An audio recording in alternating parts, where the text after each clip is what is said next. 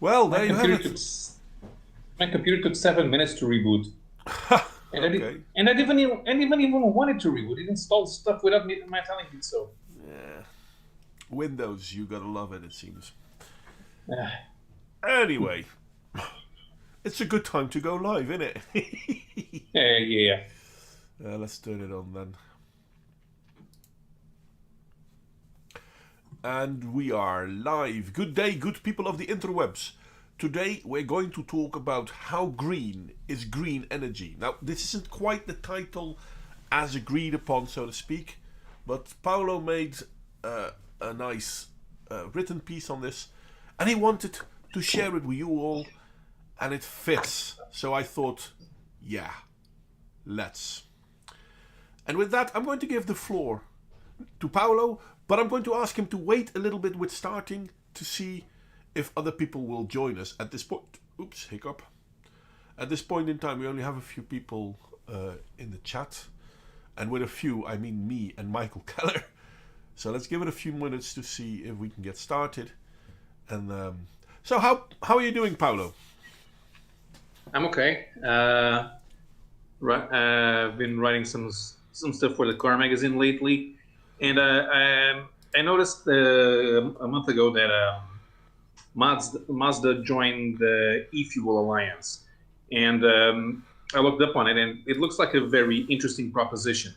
Now, at this stage, the European Union is very set on making sure that we don't drive because they want every car in the future to be electric.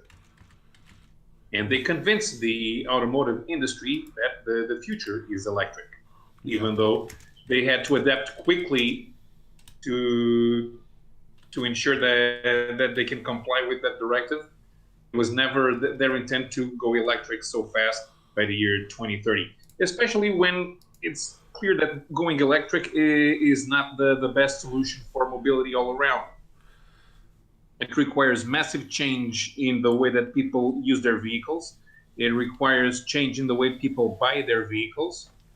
It requires change in the infrastructure needed to make sure that those vehicles are able to circulate on the European roads. Yeah, it's kind of funny because I've got I'm working on a new job. I've started a few weeks ago now, and for that job, I travel a lot around and in Rotterdam, and I've been thinking about, okay, how can I make that part of my life cheaper? Now, obviously, I could go for an electric car, but most electric cars only have, yeah, if I say a limited action radius, it's somewhat an exaggeration because it's not even limited, it's less than that. And I mean, you have about 130 kilometers, even though they will tell you that, oh no, the battery we have, it will last up to 200 kilometers easily. And it's never true. And that's not even counting when you're gridlocked. Yeah. And somehow everyone keeps saying, like, oh yeah, but electric. No, that's the future. But it's the future for being gridlocked. My brother works as a bus driver, and the company he works for has a bunch of electric buses. And so far, none of them have been able to drive the distance they're supposed to drive on a daily basis. So the Yeah, idea that amazingly everything, ridiculous. yeah, the idea that everything has to go electric is like, yeah, sure, but it's unreliable. Yeah, the company that makes trips across the Tagus River in boats, they bought electric boats, which are supposed to go into service this year. And I don't think they understand how much energy is needed to power a boat and how big the batteries have to be for a boat capable of transporting up to 20 tons. So it's going to need more than a day to recharge those batteries.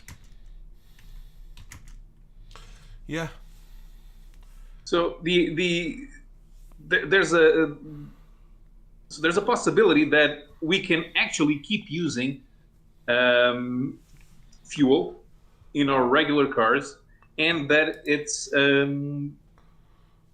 ecological. But that requires the convincing the lawmakers that this is ecological, because I don't think they understand how this works, and they're going to say that it isn't green energy. But the principle is sound.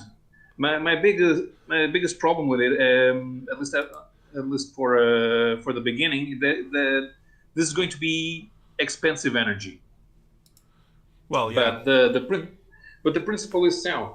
Now, the reason why Mazda is the first auto manufacturer to join the e-fuel alliance, where they're intent or making on creating synthetic fuel, synthetic gasoline, synthetic diesel, is that they've been working on making sure that their petrol engines are more efficient, and that from the minute that the car is built, it's already greener. From the minute that the energy is extracted, it's greener. Than if you go with a full electric car. I mean, how green are you when the electricity used to power the batteries comes from a coal power plant? Oh, true. So yeah, so the idea here is that you're going to use the carbon cycle to as a way to make sure that you're carbon neutral. And the diagram that I gave you, that you put here on the video, explains exactly how they're going to use e-fuels.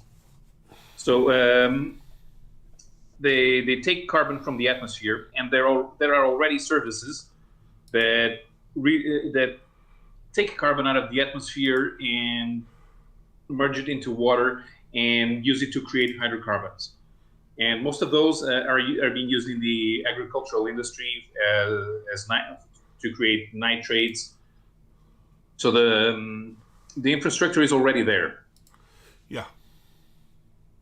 What they're going to do is then merge it with a new concept that is being tested, and it's also not. And that one's not going to be very cheap. And that they're going to take out hydrogen from seawater. Which I remember I wrote about it 2 or 3 years ago, and they were still in the laboratory stage. But even with regular water, hydrogen production is expensive, and it's not going to be cheaper with seawater. The advantage is that you're not using drinkable water to create energy, so you're using a resource that it's actually more plentiful, but that you use it for nothing. And it's even as another advantage, since you're separating water from sodium chloride, which is table salt. Yeah. That sodium can be used to produce materials for solid state batteries, which will be more efficient than the current lithium batteries. Toyota is promising to use those batteries in a very near future. They're going to manufacturing by Panasonic. So you can actually have the two. If you want to, if you want to drive an electric car, you'll have an electric car that is more efficient than the current ones. But if you have a regular car, you won't need to get rid of it and to buy an electric car. Most people can't buy an electric car. The price is not going down, because this is the case where even if the technology if the technology becomes cheaper, the raw materials needed to produce more batteries, and we're talking about replacing millions and millions of cars, and then using millions and millions of cars per year. Those raw materials are going to become incredibly rare. So electric cars will never be cheap as long as we use lithium-ion batteries. The best way is to use the proposal from the e-fuel alliance, where they take hydrogen from electrolysis from seawater, They use carbon capture, then they merge it using what is described as the Fischer-Tropsch synthetic process, and what you have is a hydrocarbon with the same chemical composition as oil, and you can make fuel out of it. Yeah, You can, but this is already possible by making biofuels. yeah, but biofuels use up resources that are used for food. But, but that's the thing, though, and I did a study on this for a video a very long time ago. That's actually not true, because we know, for example, that there are some plants like rape seeds. What's the name of that plant? It's a yellow flower. I think it's called rape, but I'm not quite sure. And yes, Google, fuck you. I know the word, but it's the name of a plant. And rapeseed oil, these plants grow in very hostile environments. So you could use areas of land that are now not suitable for food production. Hell, they might not even be suitable for plant life as is. Look at, for example, the edges around the Sahara. And they could use these to make biofuels. It doesn't really take anything away from food production. And the seeds, indeed, thank you, Ludicrous, the seeds can be used to create, I think it's biodiesel, but with it you could also make benzene. Yeah, but it's not very energy efficient. No, it's not. The Brazilian automotive industry many years ago was forced by the government to use bioethanol on their cars. Yeah. So yeah, if you drive around São Paulo, it smells like French fries, because they use bioethanol. But those engines are not as efficient. They actually the fuel consumption is higher with bioethanol. They say that the cars are more powerful, but that's not true. And the engines need to be adapted to run on biofuels. The synthetic fuels, you won't have to change the engines. You can take your 10-year-old car, and it runs on petrol. You use synthetic petrol. It has the same chemical composition. The difference is that you didn't have to mine it, you didn't have to extract oil, you didn't have to go through a regular refinery, and the CO2 that you create with the burning is recaptured by the carbon capture towers. So you have carbon neutrality.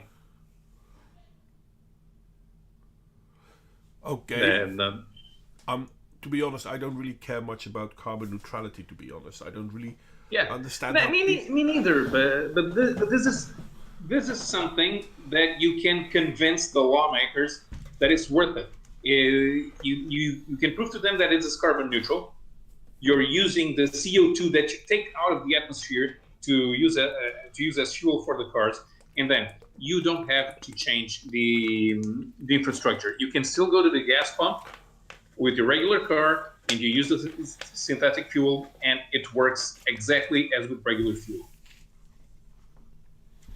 You can still drive the car around, because you know that now it's carbon neutral, even though it's still burning fuel inside city limits. I think they have a problem with the notion of using hydrocarbons inside city limits, because it's true that they generate a lot of concentrated CO2 in one place. And when I go to Lisbon, I can see the yellow shine around the city. Yeah, but that's not CO2. People like to think that stuff like that is CO2. That's not CO2. No. If you can see yellow shine, it's other debris, other ashes. Yes, including some from. It's the result of burning hydrocarbons, and some of those are. Are you sure that that's from hydrocarbons? Well, yeah, okay, but are you sure that that's from hydrocarbons? Because if you burn hydrocarbons, what you get is, if I'm not mistaken, well, CO2, and you get water. or water vapor. And ozone. And ozone. Oh, I didn't know you got ozone as well. Well, that might be interesting though, because ozone is indeed it's necessary for the outer layers of the Earth, but not so useful down where we are. It's not as dangerous, I think, though. I'm not quite sure what kind of level of ozone you need for it to become actually dangerous. Yeah. Because you have the. Sorry, go on. No, you were saying. Well, because you also have ozone in our direct living environment. You can smell the ozone just minutes before, sometimes more than minutes before, thunderstorms. Yeah. So ozone itself isn't really a negative thing either. I mean, too much of it obviously is, but then again, too much of everything is a problem. So I'm curious when ozone becomes too much. Do you have an idea on that? Not quite. No, I don't know the exact levels of ozone. I know that's not a good idea to breathe it. Just as there are also other particles that come from burning fuel that you shouldn't breathe them. Of course, we have particle filters in the cars nowadays, which take care of about 95% of that problem. So, but even though some people may complain about the CO2 concentration in the cities, this works a lot better. It allows. This is good because the e-fuels allow poor people to continue using old cars. In electric cars, after 7-8 years, battery only functions at 70% capacity, and poor people will only be able to afford an electric car as secondhand. Now you're buying an electric car, and the battery, You still won't be able to, because what a lot of companies are now doing is you can buy an electric car relatively cheap, and I still say relatively cheap, because a cheap one will still cost you more than a cheap fuel guzzling machine. But the battery packs are fucking expensive. They are like €10,000 easy. Yeah. So if you can't afford to buy one, you can rent one, but that's even more expensive than €10,000. Yeah, a Nissan customer here in Portugal tried replacing the battery pack in a Nissan Leaf, and they wanted €26,000. Yeah, there you That's go. A brand new Nissan Leaf costs 40,000. Yeah. So you might as well buy a new car. Yep. Of course, you can't. And they make sure that private users can't afford electric cars. Right now they're limiting the number of government incentives to buy electric cars to less than 1,000 a year, and only for cars up to €50,000, which is not a bad idea, because there were people buying Teslas and getting €20,000 rebates. Ridiculous. But what you have now is that corporations buy fleets of cars, and by February all the government incentives have been spent, and if you want to have an electric car, you have to pay full price for one. Yeah. So it's never going to be cheaper. No. And after 7 years, if you want to keep driving the old car with the old battery pack, it's going to have only 70% of range. Imagine that you have a car that goes for 200 kilometers, but now 7 years later, it only does under 150.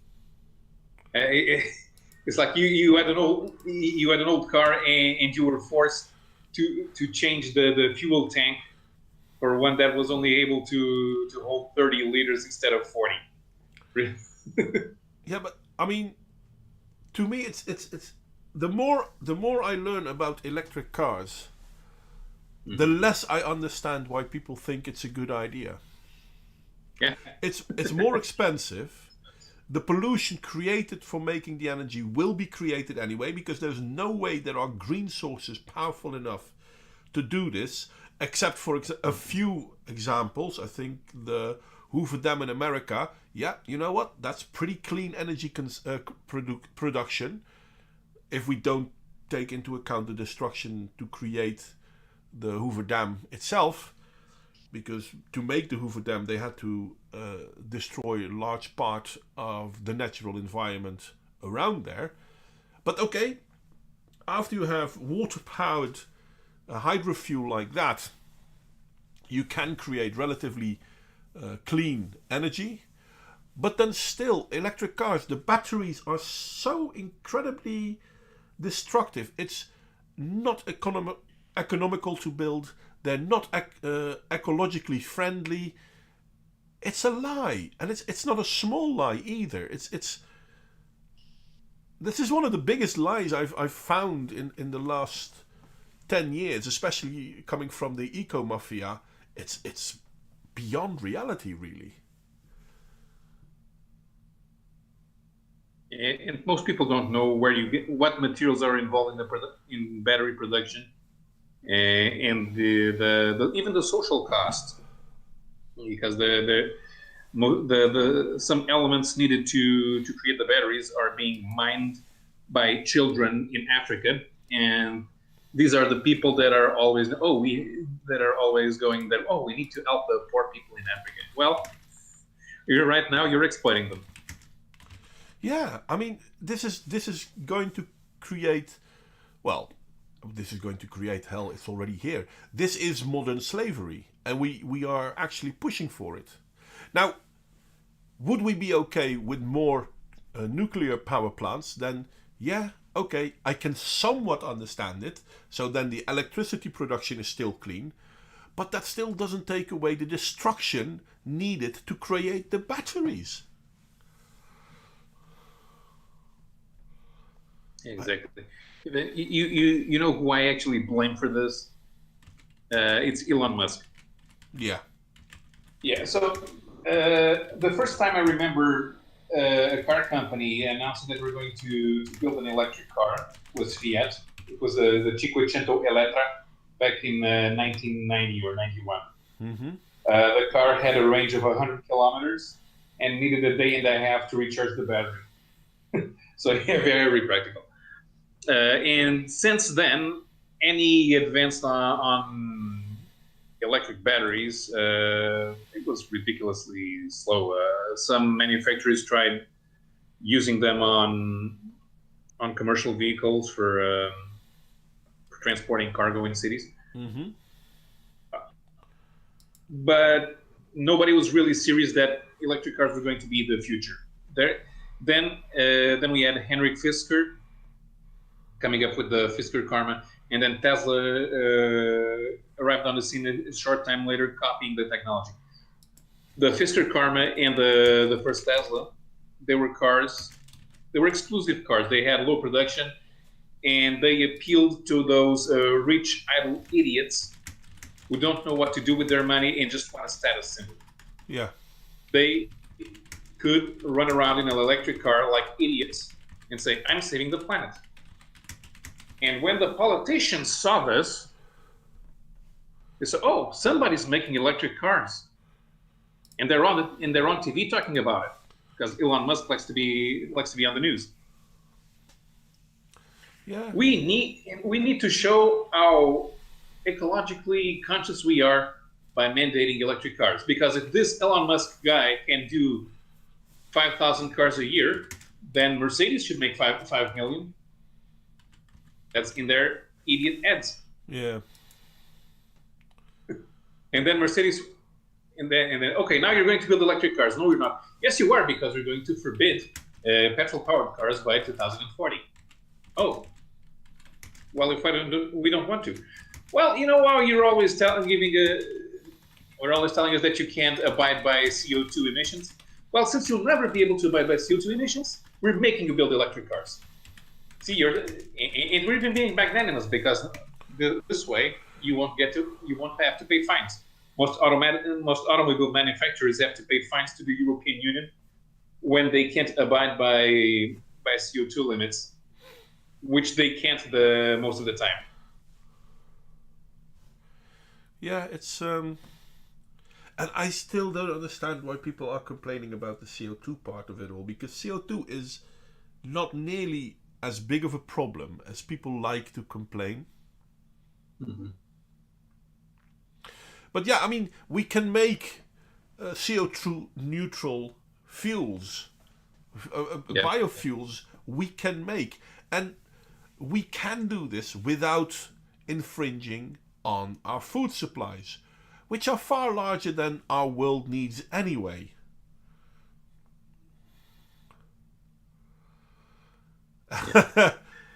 And I'm going to respond to the chat for a second. Well, Richard, I might have the wrong job, but I do help people, so it's a trade-off, I guess.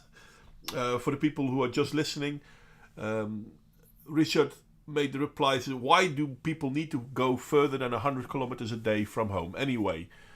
My response was that I sometimes drive 100 kilometers a day, sometimes even double that. And then his reply was, that means you have the wrong job. Which, yeah, kind of. I used to work 65 kilometers from my home. So it was 130 kilometers a day. well, all people I visit are within 50 kilometers from my house, but I visit, between 2 to 5 a day. So, and they might all be within a 50 miles radius from my house, but they also are not always next to each other, so to speak. Now, Michael Keller is here talking about the e-cars that are being used in Davos, and yeah, I am familiar with those. I wrote about them a couple of years ago. They're a local Swiss product that's made for city transportation. They're cute. Those cars are cute, but they're not practical for a family of 4, or even for using as taxis. They're not very. They're kind of small, and they're not very practical. Some of them are. They have autonomous driving features, which also is something that people find cute, but it's going to take a while until it's actually practical to use. The amount of computation needed, plus the infrastructure for sending information between the cars, the cars and other cars, and the infrastructure is just out of this world right now. Somebody said they could have some things done by 2022, 2023. That was in 2017. We're now in 2021, and we're not going to see cars that are capable of driving around on their own without human intervention. And it will be impossible to use this technology in every new car in the foreseeable future. Yeah, but I mean, and this is something I think you addressed a moment ago, because what they were thinking in the Netherlands is, because we have wind power turbines in the ocean, they were thinking on using that wind energy to create hydrogen, and then using that hydrogen as a fuel. But what a lot of people seem to misunderstand from that plan, well, yeah, no, it's cheap, it's free energy because it's wind powered, which is not free because those bloody turbines cost a lot to make, and they need to be replaced every 30 years as well. But every time we transfer energy from one form to another form, we lose a lot of energy. Yes. And this is hydrogen in particular. Yeah. Now, on principle, I like the idea of hydrogen. It allows us to use some of the current infrastructure. You can still have the same gas stations, but you're going to have to replace the tank where they store fuel. It's going to have to be reinforced, in order to hold hydrogen. Yeah. Transporting hydrogen needs to be done by truck, which also needs a reinforced tank. You can't use pipelines for hydrogen the way you can with gasoline. And even the cars are going to need special materials to have a hydrogen tank. In some countries, even forbid the use of hydrogen as a fuel. Here in Portugal, we're trying to go around that because there's a hydrogen project that is done by a company associated with Toyota. They were actually the first European Toyota importer back in 1961. Well, it is highly flammable. I can understand that. But then again, Yes, I don't think it's more it's flammable. subject to pressures. Yeah. The problem is that it's subject to pressure, so it blows up. Yeah, now, and that's dangerous because if you have a car crash, you need to have a tank that's able to withstand the pressures of the tank. Now, Yeah. this is not something that I think is an unassailable problem. I think this might be able to be answered with technology. After all, we did the same thing with liquid petrol gas, which is also under pressure a lot, etc., etc., etc. But with hydrogen, the problem is far higher, because what I've understood, and I could be wrong on that one, maybe you know, what I understood is that hydrogen can, because of pressure differences, can cause, how do you call it? Combustion, spontaneous combustions because of higher pressures. And this is with gas not an issue. With liquid petroleum gas, that's not an issue. But I'm not sure because I've heard it once and I haven't really found it again. So I don't know if this is true. Maybe you can tell us. Maybe you know.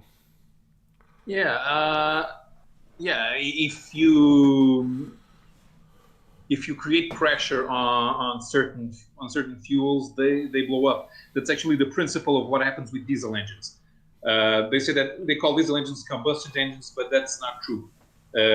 Gasoline combusts when pressurized with oxygen. Diesel explodes. So diesel engines are actually explosion engines. It's just that the explosion is controlled is managed inside the cylinder and does actually create an explosive force big enough to detonate large objects. Mm-hmm. I don't know the amount of pressure that concentrated hydrogen can withstand. There's also an issue with how much temperatures it withstands, because if you just increase the temperature around hydrogen, it starts expanding the distance between molecules very rapidly, which is what happens can happen with the sun.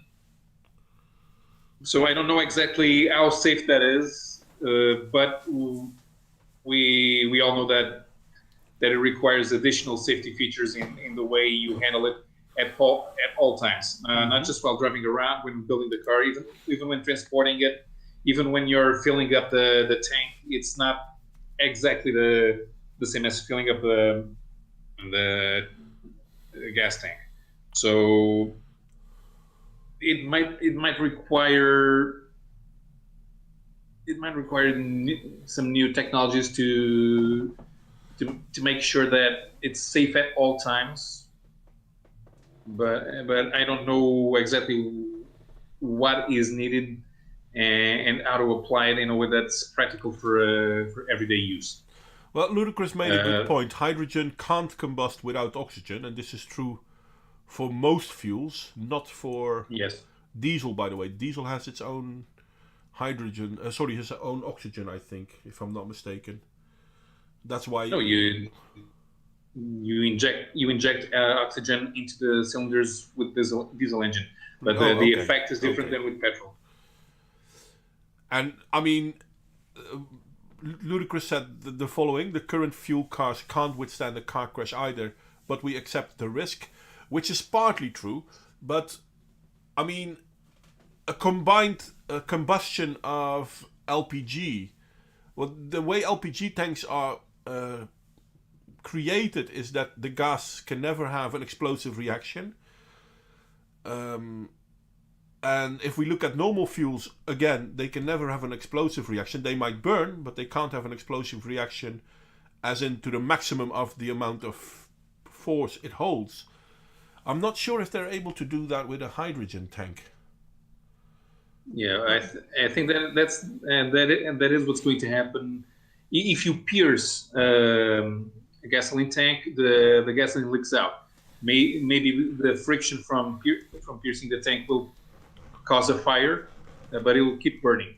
Yeah. If you pierce a hydrogen tank, the added pressure of a tool going through the material and inserting itself into the space where the hydrogen is, I think that can cause an explosion. Yeah, I'm curious about that one.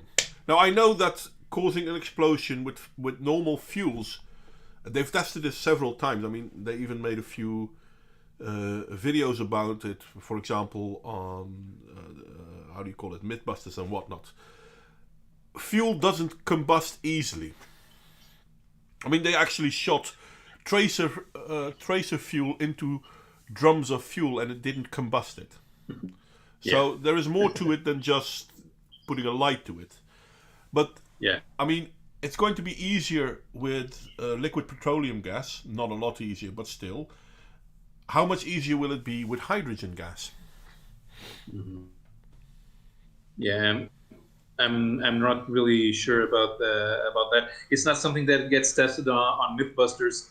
Yeah, it's true that. Yeah, true Yeah, that. and I think even the MythBusters don't want to test exploding a hydrogen tank. Well, I It's mean, not going. depends on how much hydrogen you use, I guess. Yeah, yeah. It's So weird though. again, Oh, sorry. Go on. yeah. So again, I wanted to get back to the e-fuel and see the biggest problems that you still need to go around is the fuel production itself is very, very expensive. The e-fuel alliance, they don't want to talk about numbers. I think they were citing something that around 3 times more expensive to produce. I think it will be more expensive than that because carbon capture itself is not that efficient. Carbon collecting towers are kind of large and they occupy a lot of space. And they're not always in an area where it's most efficient to capture carbon. And then the hydrogen needed to fuse with the carbon to create hydrocarbons. That's also expensive. So the entire process, it's not going to be as cheap as an oil refinery. And all of that, the governmental authorities can use to prevent any incentives to being given to this technology, especially when they're already convinced that electricity is the way to go. Even if you show them that this process is carbon neutral as they want, the prices involved in the manufacturing might not be very efficient for the audience. Even if you don't use energy taxes on e-fuels, which I thought that governments would be behind the idea, they make a lot of money with gas, with petroleum taxes, and that's actually fun. They want to get rid of oil, but they're getting rid of one of their main sources of financing. But so the e-fuel alliance, they say that they will, in order for this to go forward, they will need the governments to get on board. They can't do this alone, especially if the government subsidizes buying electric cars, and they won't do anything for e-fuels, especially if they can't convince government authorities that this is carbon neutral and that you won't be creating more pollution. Yeah. But I never understood the whole pollution thing to begin with. I mean, do I care about electric cars as such? No. If you want to go that way, you know what? All the power to you. I don't give a fuck. You want to drive electric? By all means do. But the idea that it's an ecological sound idea or an economical sound idea, it baffles the mind. I mean, how? How can either of these statements be true? And Dimitri, I know that in the Netherlands we do use a lot of bicycles, but we kind of do use a lot of cars too. I mean, Rotterdam was absolutely gridlocked today because the government thought it wise to do repairs on 2 of the major tunnels going in and out of the city and 1 of the major bridges going in and out of the city, leaving a grand total of 1 bridge for people to go in and out of one of the bigger cities of the country, which gridlocked the entire city. Anyway, I got distracted a little bit. Hi there, Dimitri, by the way. Yeah. Richard here says that they'll just start taxing the alternative fuels. Well, they can't tax the alternative fuels right from the start, because otherwise they'll never get off the ground. What the E-Fuel Alliance wants, and they have petrol energy companies like Gulf, Avia, already in working with them. Also some from the component industry like Male and ZF, and they want the governments to sponsor this technology, otherwise it won't work. The idea will be that eventually they will have to have a tax on alternative fuels, just as they have with current fuels. Just as in the future they want to start taxing electric car sales instead of paying the public to buy electric cars. And a couple of years ago, something funny happened. Denmark announced that they were going to stop subsidizing the purchases of new electric cars. The electric car sales were so good that they were already more than 20% of the country car sales, and they thought, well, the public is already on board with electric cars, so we can stop subsidizing them. In 1 month, Tesla sales fell 97%. So, yeah, even this is all a scam that works that stops working as soon as some people try to make more money out of it, and then you won't have electric cars. Yeah. Yeah. I really don't know for how many years they want to keep subsidizing electric cars. It's not attainable as it is. And how many electric cars per year do you need to sell to make it, to think that that's something that the public is already on board with, that this is something that the regular car user can buy without the government incentives? I really don't see if it wasn't for these tax rates, most people wouldn't consider it. And as soon as they get rid of them, the electric car sales are going to go down. And I'm not even sure if they're on board with the idea that people don't buy cars. Car companies want people to buy cars, and the European Union is very hell-bent on making sure that transportation is efficient as data efficient, and that would mean taking your car away and have you ride the bus. Yeah. It's I don't know. It's somewhat interesting though. I mean, I can still remember the stories about the Model T, for example. They were perceived to be a great thing. Why? Because it was one of the bigger freedom-giving inventions, well, the car was, of the time, and the Model T made it affordable for basically everyone, or more people like that. So 100 years ago, we thought as mobile transport as the epitome of freedom. And the last 20 years, we've been doing everything we can to take it away from people. Mm-hmm. I don't understand how people... Now, I'm often lately flabbergasted about what people think is normal, but stuff like this, I really can't get this. I really can't wrap my head around it. Mm-hmm. Well, nowadays, young people in the United States are taking longer to get their driver's license.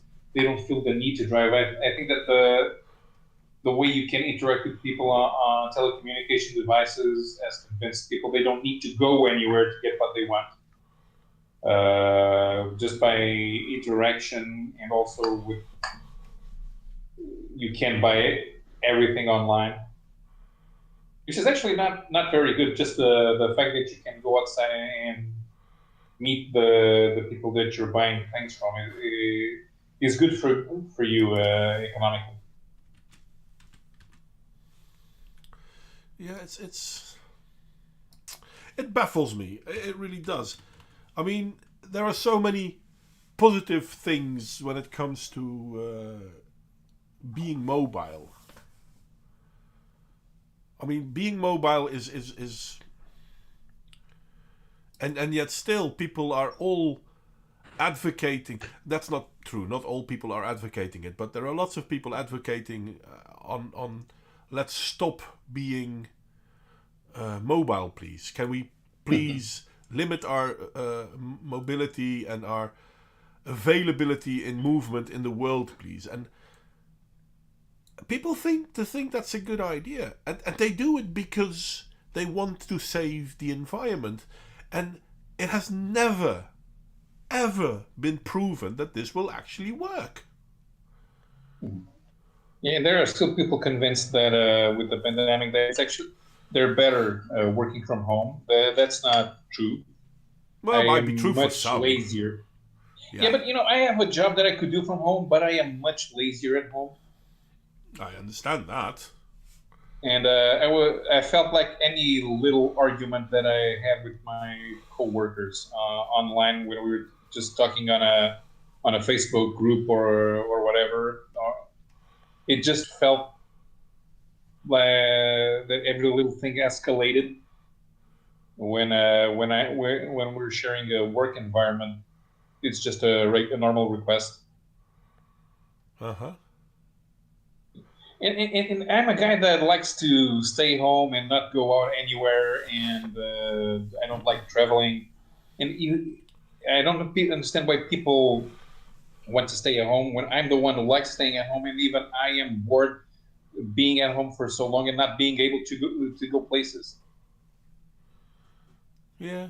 They're the ones who like going out. They're the ones who like going on vacation. Well, it's not even about vacations, though.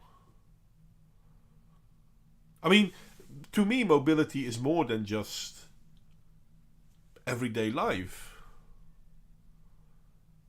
So they keep pushing these new ideas, these green ideas, and never ever ever have I met a green idea that's actually green. Or no, I have to rephrase that.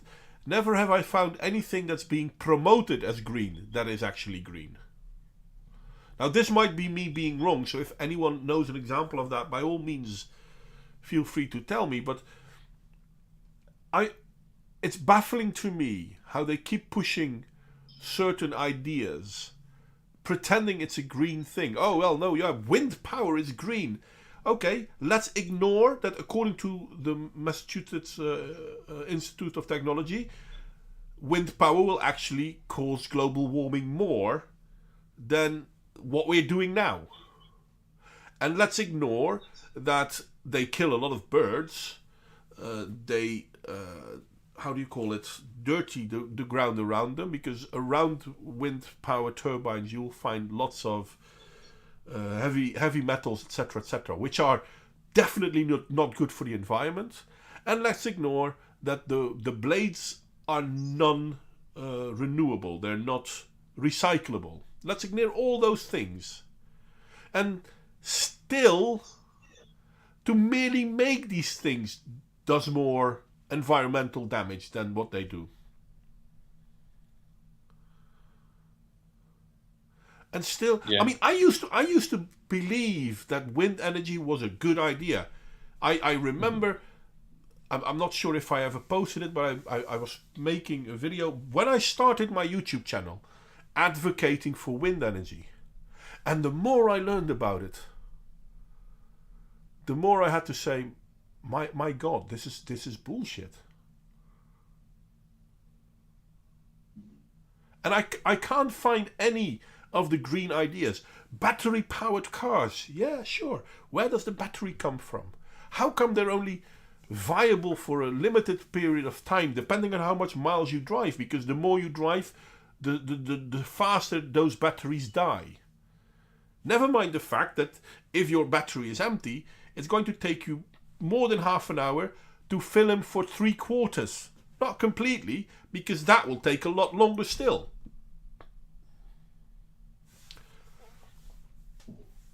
Well, Michael, you're right about the noise and shadow pollution on wind turbines. But those are living problems. They're not environmental problems. That's why the green mafia doesn't care about them. And I won't know them. I won't call them out because, yeah, you know what? People whine about noise, blah, blah, blah. I agree with you that it's a huge problem, but let's ignore that one. Even if we ignore that one, there are so many other problems with them. And, I mean, the wind turbine things, another thing that I learned not too long ago, you always see wind turbines moving, even if it's very slowly. You hardly ever see them standing still. Now, I won't say never, but they can't stand still for too long, because if they stand still for too long, they break.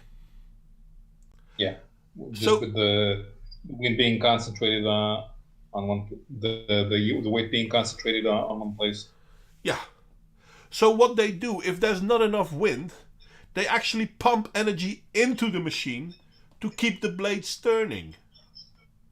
How is that a good thing? To be able to use wind turbines, we have to feed energy into them. Well, it's probably about the rare earths and the monopolies that, mostly Chinese companies have on them now. And somehow we all go with it. But then again, it's not new that nearly all the environmental movements are watermelons. They're green on the outside, but deep red within. It's so painful. I simply... I mean, I can understand it when people say, okay, you know what, we need to find a green way for sea traffic, for example. We have fuel guzzling tankers going around the sea. Well, yeah, sure, we could go back to wind power with those. It'll slow down transport massively, but it's doable. It's economically not feasible, but yeah, sure, it's doable. But green planes, well, yeah, sure. How about we go back to Zeppelins? Green cars. No, there are no green cars. We can go back to horse and carriage. I guess that's green. But every time they come with a new green solution, the wind turbines, the solar panels, the batteries, these are ecological disasters. I'm sorry, I might stray a bit from the original topic you had in mind, Paolo, but... No problem. It has everything to do on the topic of looking like it's green on the outside, but it's red on the inside. With my comment that looks like they want to make us all ride the bus. Well, yeah, since not everyone can buy a car, let's achieve equality by taking away cars from everybody else. Yeah. Yeah. We can all ride the bus together. Yeah. And never mind the problems that causes. Anyway, do we have anything else on this topic? No, I think I covered everything that I wanted to talk about. I just hope that the e-fuel. I hope that the e-fuel alliance keeps working because this idea is good. Since using synthetic fuels in place of regular fuels, the cars that exist nowadays can keep driving for years. People can still use them. They don't need to change the city's infrastructure because you can still use a regular gas station to go fill up the tank. This is much better to me than simply forcing everyone to buy an electric car, which they won't be able to anyway. Yeah. Yeah, that's the thing though. Why can't we put more effort into biofuels that still fit within our current system? Now I'm also a good proponent, like, okay, you know what? Looking for new technologies is a good thing. But if the new technology isn't better than the current one, hell, in Europe they're actually talking about how they now want to have liquid gas or gas as a green viable energy source. I actually Yeah, agree with it, funny enough, but they actually have to talk about this as if it's that weird because, well, it is a fossil fuel. yeah, and it's a byproduct of oil extraction. It's a byproduct of bloody everything. How many sewers do we have that create methane? Yeah, methane is not very energy efficient.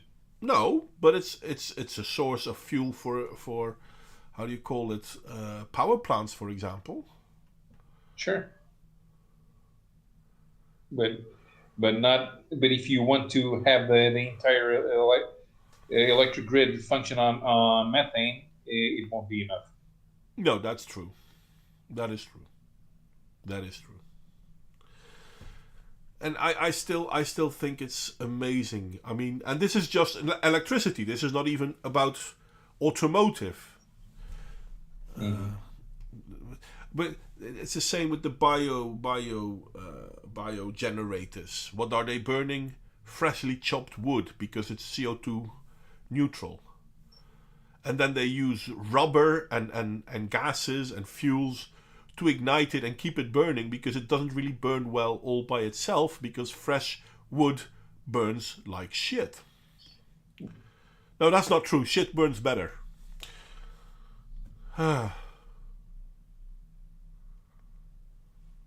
It's yeah. You know what? I'm getting all over again.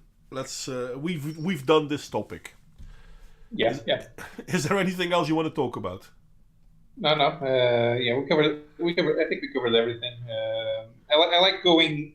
I like coming back to these energy topics every now and then. It's something that we can always keep reminding ourselves of that there are ways that energy can be used efficiently and cleanly, but not exactly the way that the governments want us to go. Yeah. And at least we're not talking about the beer virus today. Yeah, well, I shouldn't keep talking about that because that's another way of destroying our society. By the way, people, on the Discord I posted a link to the Great Reset from Klaus Schwab. So if you were ever interested in what the book had to say, it's well worthy a read. It's amazing how people don't recognize it for what it is, but then again, maybe only smart people see things. I don't know. Maybe we're the idiots and we don't know why it's a smart thing. Oh, sorry. I mean, after all, maybe we're the idiots for not realizing how great communism is. I don't know.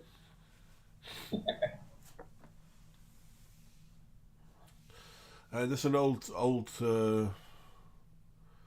thing that was said. Who said it? I have to rethink. I think it was Hermann Goering, one of the lieutenants of Adolf Hitler, who said the only thing that needs to be done to enslave people is to scare them. If you find a way to manage to scare people, you can make them do whatever you want. And currently we have Corona and we have the new green world order, so to speak. And I don't know. The people are pretty much scared. No, yeah. The end. Thank you for that, Michael. The thing is, yeah. Be afraid. Be afraid. Be very afraid. Let us make it worse. Anyway, if you have nothing to add, and I'll just go into rambling. Maybe now is a good time to call it quits. Yeah. Paolo, I'd like to thank you very much for joining me on this one. It's a very good topic, and maybe we should visit it more often from time to time, because I'm pretty sure you will have more great examples of this environmental Yeah, no problem. madness. Thanks for letting me pontificate a bit. Wasn't it Goebbels? I think it was Goering, but it may have been. I'm sorry, Michael. It may have been Goering, it may have been Goebbels. I have to admit, I'm not that good in these things. I remember him saying this. I've read this somewhere when discussing the Nuremberg trials. I looked into that not too long ago because I was planning on a video on the Nuremberg trials because of this whole COVID thing, because the governments in the Western world are basically forgetting everything that the Nuremberg trials were about, it seems. Don't forget about the men who must be curfewed to protect women. Yeah,